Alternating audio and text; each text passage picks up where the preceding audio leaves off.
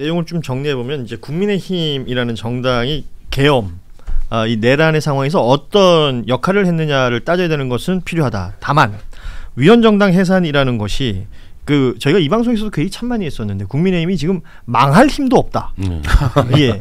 그래서 망할 힘을 제공할 필요가 없는 것 아니냐라는 부분에 얘기를 지금 해주신 것 같습니다. 그런 의미에서 보면 국민의힘이라는 정당이 지금 뭐 전당대회 앞두고 있고 하다고는 하지만 어떤 역할을 할 수 있는 정당이 되는가라는 부분도 좀 생각해야 될 것 같습니다. 뭐 전한길 씨 등장으로 인해서 당내 관련된 뉴스들이 나오고 있는데 어떤 분들은 그런 얘기를 하더라고요. 그러던가 말던가 라는 얘기를 또 하시는 분들이 있습니다. 예. 아까 일부에서 지금 국가인권이 인권이야 얘기를 했었잖아요. 아까 김정남 선생 얘기했는데 사실 이게 지금 국민의힘의 어떤 구구화의 전조거든요. 그러니까 인권위원을 그 두 사람을 추천했다는 거. 그러니까 이게 이미 구구 개신교계와 다 연결되어 있는 사람들이 들어오는 거거든요. 그러니까 안창호 그리고 지금 지영준 변호사 그리고 또 조배숙 그렇죠. 이 사람들이 복음법률가회라고 매우 극우적인 하는데 같은 소속이에요. 복음법률가 있어요. 거기가 내란 사태 때 복음법률가회에서 무슨 지지하고 막 이런 것도 나오고 다 하는데요. 그게 보면 기본적으로 안창호, 조배숙 여기가 같이 있는데 거기에 지영준 변호사가 거기서 무슨 또 실행위원으로 있고 했었거든요. 그러니까 분명히 그런 통로로 계속해서 이제 사람들을 심어놓고 국민의힘 통해서 또다시 어떤 국가기관에 헌법기관에 집어넣고 이것들이 어떤 이미 작동하고 있다고 봐야죠. 참, 예. 요 이후 상황들은 또 나오는 뉴스들에 따라 가겠습니다만 윤상현 의원 얘기가 나와서 지금 속보 나온 게 있어서요. 김건희 특검에서 윤석열 부부 공천 개입 의혹 관련해서 윤상현 의원을 27일 소환 조사한다는 내용이 나왔습니다. 그러니까 23일에 공지했고 윤 의원을 당일 오전 9시 30분에 소환 조사할 예정이라고 밝혔습니다. 중요해. 공관위원장이었죠. 재보궐 당시. 저 윤상현은 지금 사실은 저기도 가야 되고 딴 데도 많이 가야 되거든요. 세 군데 두 군데는 가야 되겠네. 일단 하는 거는 공관위원장. 윤상현한테 김명세 해줘라 했는데 저기서 튀어나오는 거예요. 해줘라 했는데. 이게 경상도로 하니까 성대모사가 영 느낌이 없네. 아닌가요? 김명세 해줘라 했는데에서 윤상현 나왔기 때문에. 그래서 이제 고고 조사 받으러 가는데 실제로는 윤상현이 내란 특검 조사도 받아야 됩니다. 사실. 왜냐하면 안가에 많이 왔다 갔다 했던 부분하고 납득하지 못하게 행동했던 부분들이 있거든요. 그러니까 윤상현 조사는 제가 정확하게 알 수는 없지만 특검끼리 이렇게 사람들 교집합들이 있거든요. 지금 이제 그런 거 저는 같다고 생각도 들어요. 3특검이 공조한다는 내용도 나왔습니다. 그렇게 하기도 맞고. 부르는 사람들도 막 겹치고. 교집합들이. 윤상현 수사 내용들도 연결되는 지점들이 있으니까 그 얘기들을 지금 해주시는 것 같고.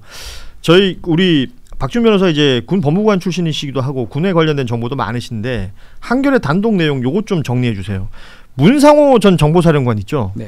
이 사람이 비상계엄 9일 전에 대만을 다녀왔다는 겁니다.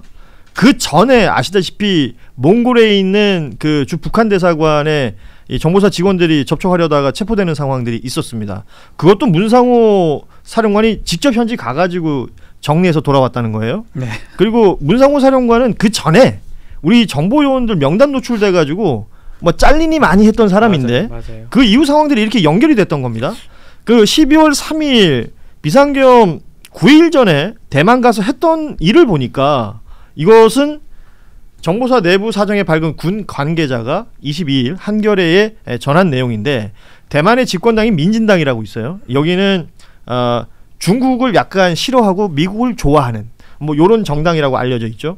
그리고 대만 군사정보국이라는 곳과 이 집권당이 가까운데 문상호가 현장에 가서 비상계엄을 지지하는 것을 유도해달라라는 부탁을 했다라는 게 이 관계자의 주장입니다.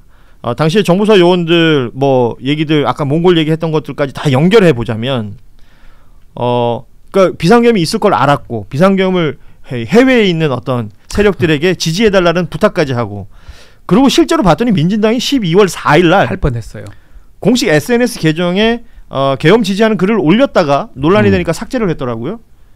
이거는 외환 통모라는 부분에 연결되는 거 아닙니까? 저는 관련된다고 보거든요. 사실은 이게 지금 증거들이 아주 조각조각인데 거의 다 붙어있는 조각조각 증거들로 보이고 이제 문상호한테 이것만 확인하면 되는 거예요. 진짜 너 민진당 만나서 만났냐? 어떤 얘기했냐? 너 계엄 사실 알았냐? 그럼 계엄 한다고 얘기했고 니들도 협조해주려고 얘기했냐? 등등을 확인하면 되는 거거든요. 예. 실제로 내부 관계에서 이게 가장 무서운 게 밑에 있는 사람들 뭐 수행원이라든지 다 알고 있지 않습니까? 그 저는 거의 다 확인된 것 같아요. 확인됐다면 외환 유치죄나 일반직계 지금 하고 있잖아요. 이거는 뭐 북한 관련된 건 아니지만 다른 외국과 관련돼서도 범죄가 될 가능성이 있기 때문에 앞으로 이쪽 어떤 범죄 부분도 보지 않을까 특검에서 생각이 듭니다. 그러니까 내란 특검이 지금 외환 관련해서는 아직 얘기를 안 하고 있는데 물론 수사가 진행되는 과정들을 쭉 보고 있습니다. 우리가 네. 여기에 아주 중요한 포인트가 될 수 있겠다라는 생각이 들어서 정리를 해봤고 저 앞서 말씀드렸듯이 우리 김남일 기자 나오셨으니까 김남일 특집 예. 한남동 관저 관련된 이야기 짧게 좀 하겠습니다. 그 골프 연습장 공사 관련해서 그 현대건설의 뇌물 의혹을 쭉 얘기를 하셨었고 예. 기사를 써오셨습니다.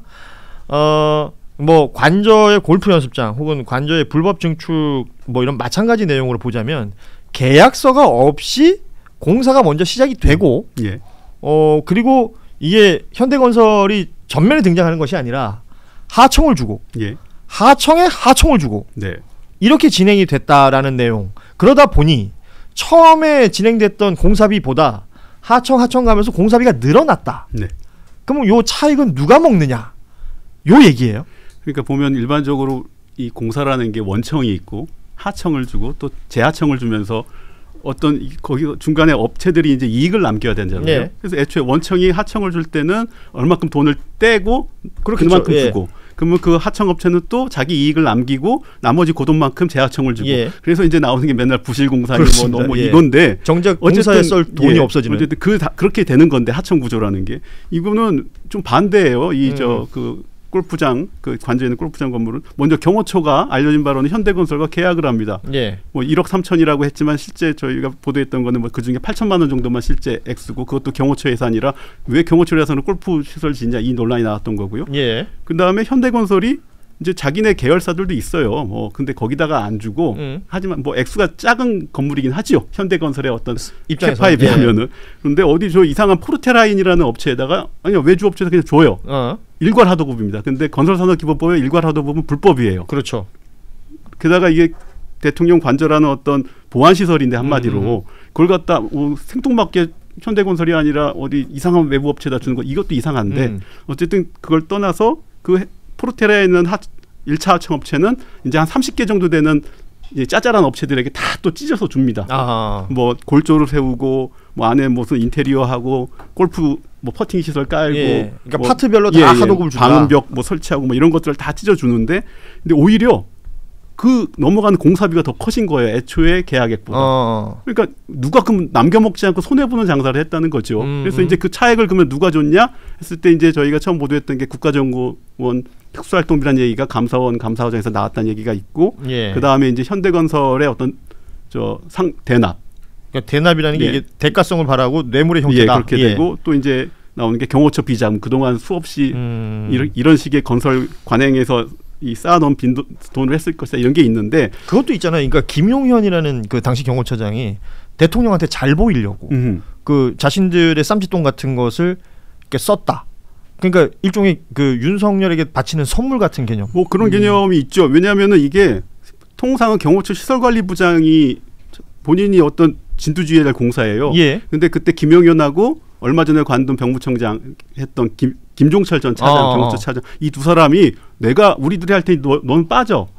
그래갖고 김종철 차장이 하고 김용현이 다 땅 터잡는 것까지 다 보고 여기다 짓고 그래야지 그게 나무가 가려주고 그것까지 다 지시를 했거든요. 실제로 그래서 시설관리부장이 이제 좀 기소가 돼서 가 있었는데 그 양반이 감사원 쪽에 그렇게 진술했다는 거죠. 갑자기 내엄도 나보고 빠지라고 하더라. 그래서 뭔가 했더니 오히려 혼나고 괜히 내가 나섰다가 뭐 이런 진술들이 있거든요. 그래서 아마도 그 부분은 말씀하신 것처럼 어떤 좀 대통령한테 잘 보려고 무료하시죠. 치십시오. 뭐 아니 그 김남일 기자가 보시기에는 누가 해먹었습니까 이거? 아 돈을요? 가장 가능성이 높은 쪽이 있을 거 아니에요? 저는 애초에 제가 쓴 거는 국정원 특활비로 썼기 때문에 일단 국정원 특활비가 한번 나와주면 아주 그림이 좋은데 아 본인이 기사가 말이 되려면 예. 근데 기본적으로 이게 뭐 액수가 사람들을 보면 야 무슨 뭐 대통령이 뭐 몇 천만 원 1억 뭐 이러는데 사실은 그 어마어마하게 큰 액수거든요. 그럼요. 이게 무슨 뭐 한 뭐 10억 100억을 뭐 전두환처럼 뭐 1000억을 먹어야 돈이냐 아니 그게 아닙니다. 국민 세금이잖아요. 네네네. 예.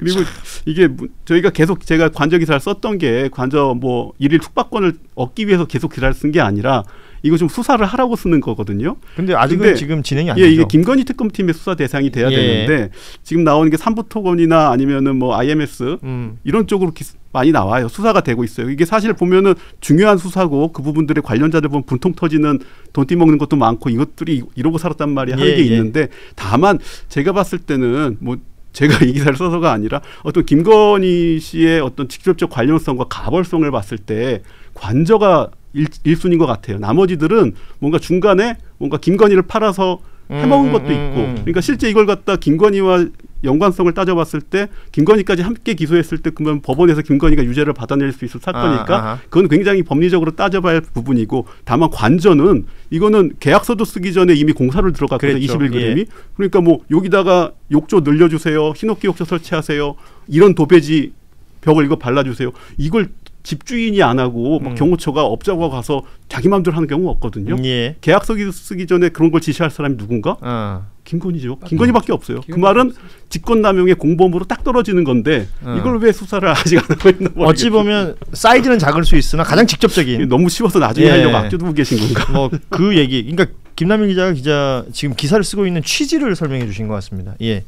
특검팀이 뭐 16개 혐의라고 얘기합니다만 그보다 더 많을 수도 있는 거고 김건희 특검 같은 경우에 워낙 많은 일을 하고 있지만 가장 똑 떨어지는 것 중에 하나가 이 관저 관련된 이야기다라는 부분 얘기해 주셨습니다. 자, 김건희 씨 얘기 나온 김에 오늘 그 특검 측에 뭐 이렇게 요청 사항 같은 거 했다는 거 아니에요? 뭐 협의를 제안했지만 특검에서 받아들이지 않았다 얘기를 했는데 뭐 대부분의 내용이 그냥 본인 좋을 얘기들만 하는 것 같아요.